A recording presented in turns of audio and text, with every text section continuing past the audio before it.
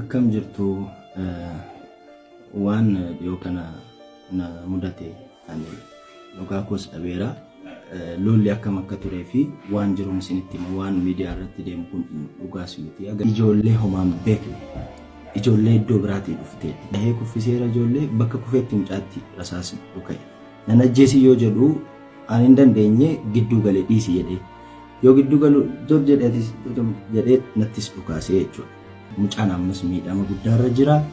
Kabajni walii qabu akkana ta'uu qabu. Iddoo hojii kootti akkas ta'uu qabu ture. Lama dhuka'ee tokko surree keessa darbee tokko immoo caafirra na argatee jechuudha. Ashama harka fuunee hordoftoonni Abduu Moobaayil Abbii jala jirtan keessanuu bakka jiraattan bakka deebiidhaan gara chaanala kiyyaa dhuftan waraana jalqabaa dhuftan Abduun jedhama. Abduu Moobaayil Abbii sabiskiraabii godhaa maamiltoota keenyatti dabalama.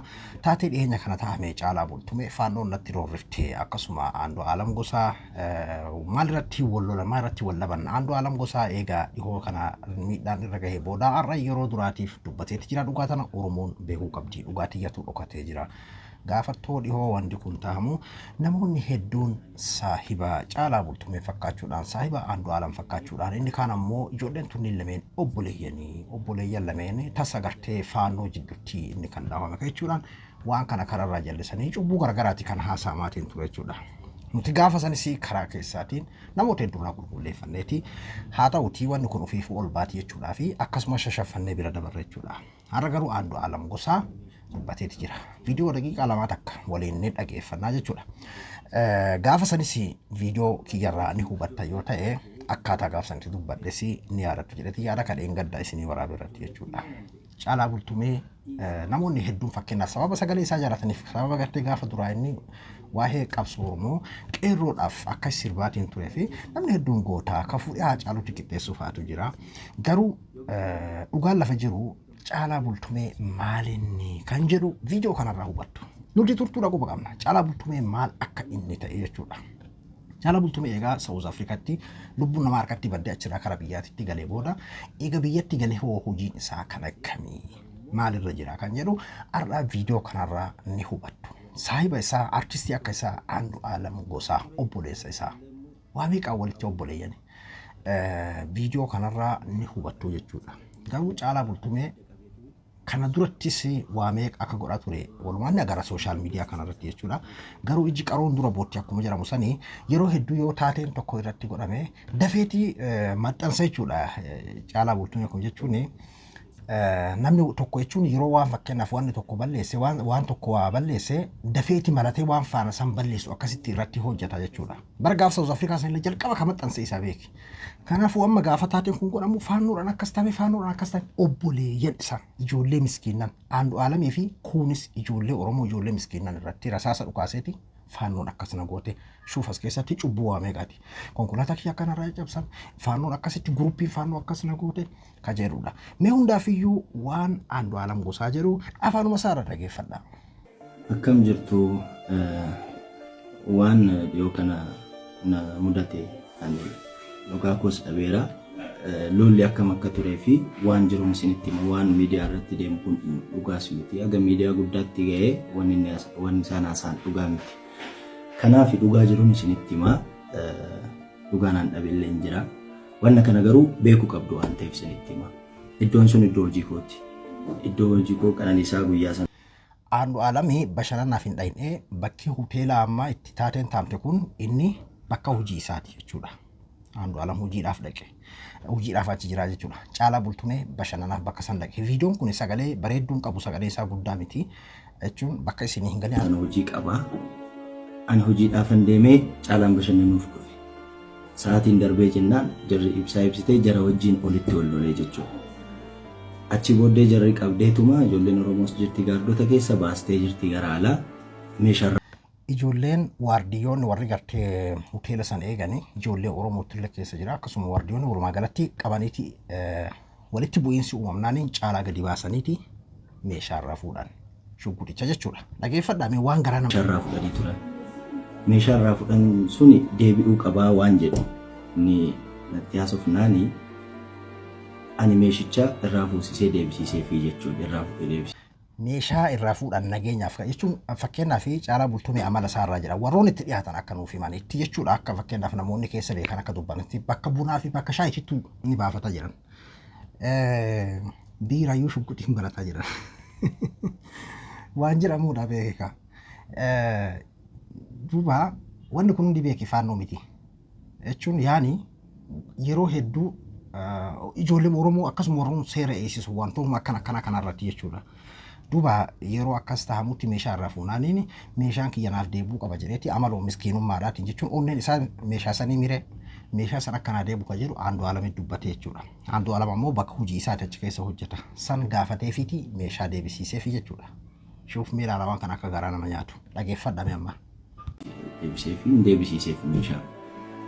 Amma iddoo sanitti ijoolleen dhuftee ijoollee homaan beekne ijoollee iddoo biraatii dhuftee ijoolletti immoo nan beeka. Dhiisii jechaanii ture. Dhiisii jennaan mucaan isaa jiru dhahee kuffiseera ijoollee bakka kufeetti mucaatti rasaasni dhuka'e. Nan ajjeesi yoo jedhu ani hin dandeenye gidduu galee dhiisii jedhee yoo gidduu galu dur jedhee nattis dhukaasee jechuudha. Gara koottis akkasi qabee dhukaase. Kanaafuu dhugaan jiru akkasi.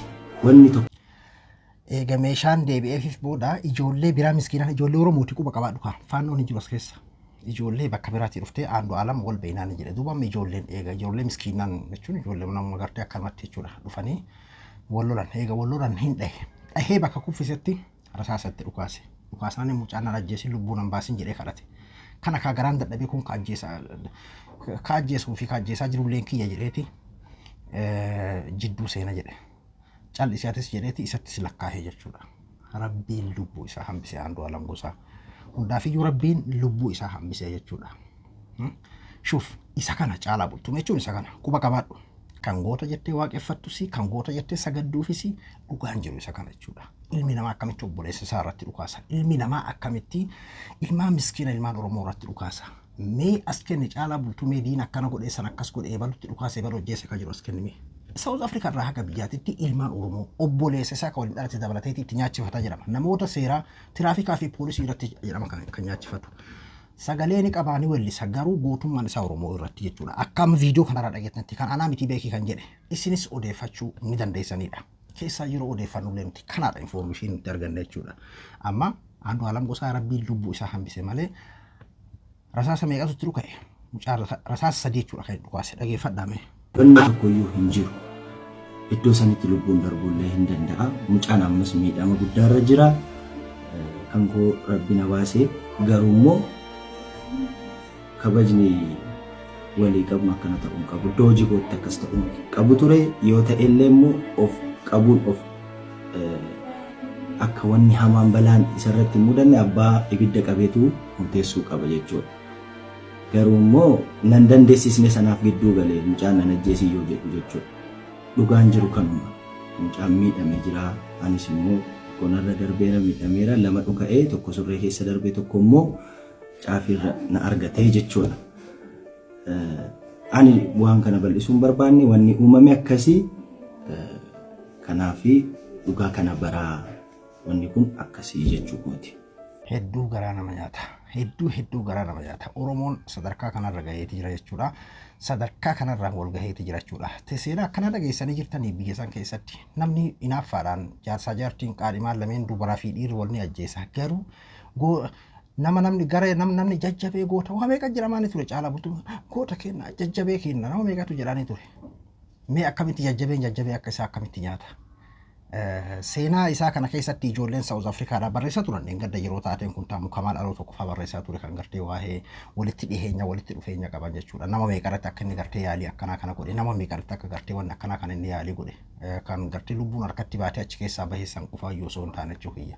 Duuba dhugaan jiru kanaadha. Dheengaddallee kan qulqulleeffanne kanuma garuu ufiifuu gadi baatii maal goonaa nama dhagaa walitti darbachiifna an kana ajaa'ibsiise warra gartee waan kana shashaffanuudhaaf diddibaa irra diddibeetiin dhodhoisuudhaaf waan obboleeyyan lameen jidduutti ta'e dhodhoisuudhaaf ammallee caalaa gootumsuudhaaf dhugaa kana itti himaniitiin akka naamusa godhatu osoo hin taane dhugaa kana itti himaniitiin akka gartee rasaasa itti kennan kan akka harkaa fuudhamu osoo godhu osoo hin taane ammayyuu irra diddibaa jajjabee jedhaniitiin ammayyuu maqaa hin jirre irra tuuluu maali ilmi namaa ilma namaati yoo gartee fakkeenyaaf bar namni tokko digiriin jalqabaa amala jedhama fakkeenyaaf namni gartee hawaasa wajjin nagaa hin jiran namni hiriyaa isaa waliin nagaa hin jiran ka bakka deemuutti gartee shugguxii baafatu ka intala buna gurgurtu shugguxii baafatu ka nama farshoo bakka farshoo dhugutti shugguxii baafatu akkamitti mee maali namummaa isaa jajjabummaan isaa maali jajjabummaan dura amala oromoodhaaf sagalee ta'u humbar oromoon akkan duune jechuudhaami fakkeenyaaf artistiin keenya qabsaa'otaa beeke artistiin sabaaf sagalee ta'a sabaaf gizee sagalee ta'u sabni kun hin miidhaminidha lubbuun isaa garmalitti hin bahinidha hin hidhaminidha ka ammoo ofii isaatiif saba kana lubbuu baasuudhaaf rasaasatti nyaachifatu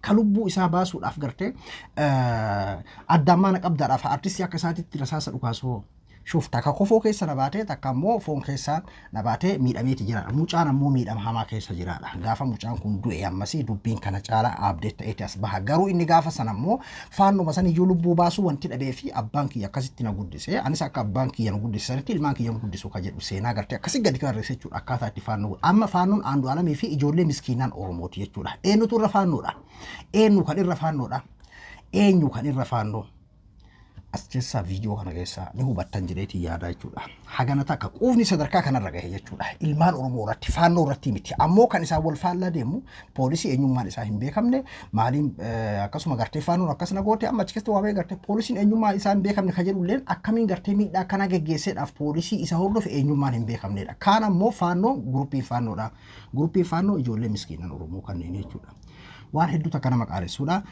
warri isarraa akkas shashaffanaatiin turelleen arrantanatti qaanfata jenneeti yaannaa hundaafiyyuu rabbiin baga nagaya buusee baga lubbuun isaanii hin darbini ammas wanti biraa wanti jijjiramu waa hedduudha kan jiru hundaafiyyuu ka biraas informeeshina biraas fudhanneeti walitti deebina haala abduu moobaala biraayii hanga qophii biraatti walitti deebinutti nagaan naa tura.